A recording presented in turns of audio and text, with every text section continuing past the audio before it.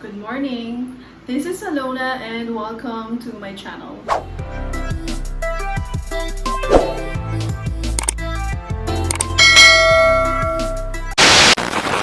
On my first vlog, I shared how I cope up with stress. After joining several tried sessions and hearing from supervisors and coaches, they would often say that a failing scorecard is a primary stress triggers for their agents and themselves. If you are working in a BPO industry, passing a scorecard is the key for job security and for you to earn additional income through your incentives. If currently you are in a situation where your scorecard is failing, I want to encourage you that you can turn things around. All successful people, top performers, and even myself had once experienced a challenge in my performance. What would make a difference though is how quick are we going to pick up ourselves from the failing scorecard results to meeting expectations and clear the performance plan. Then, probably the question now is how. On today's session, we'll be discussing just the basics as a refresher. There are 3 critical things that you can ponder to help you get out from that failing scorecard. First is your knowledge. It covers what do you know and what's your understanding. Do you know the key performance indicators that are in your scorecard? Do you know how it's being measured? Are the 10-year goals clear to you? What's your understanding or idea on what your customers are answering after they chat with you or talk with you in the survey form? And what behavior trends or drivers that causes the drops of your agents? Knowing this critical information will allow you to target your efforts in addressing these failing results. Second is the skill. It talks about the abilities and expertise to execute the gathered information. BPO industry is very dynamic that you can expect changes to happen from time to time. But don't worry, skills are acquired. It can be learned. If you are a newbie right now, the fact that you passed your training means that you can learn new things. If you are handling right now people, if you are supervising agents or even supervisors themselves, that means that you have advanced skills and a higher flexibility to learn new things.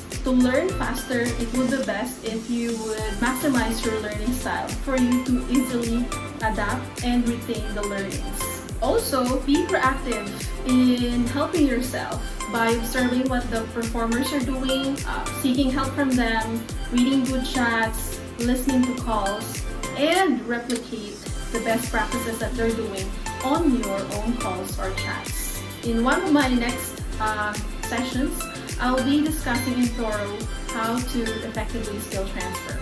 Third is commitment and effort issue. It talks about how committed are you to learn the new things needed and how much effort can you give to improve yourself. Commitment issue and effort issues are the most difficult reasons why people fail. It's also the most challenging to improve.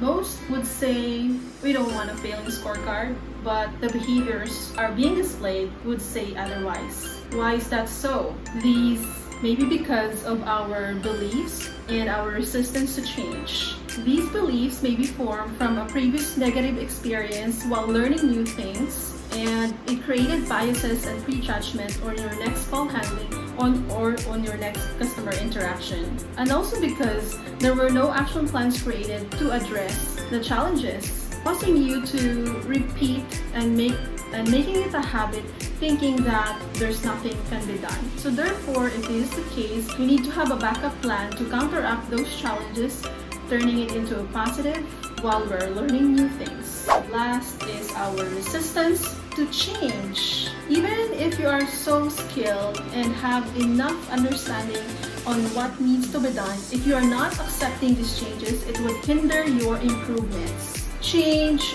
is a painful process. It can be a painful process because it's challenging things, it's shaking the current setup, and it needs an adjustment on your part on the things that you are used to do. Understanding why is this change needed, what is my role to make this successful, and what is it for me can help us embrace these changes. Just a reality talk though.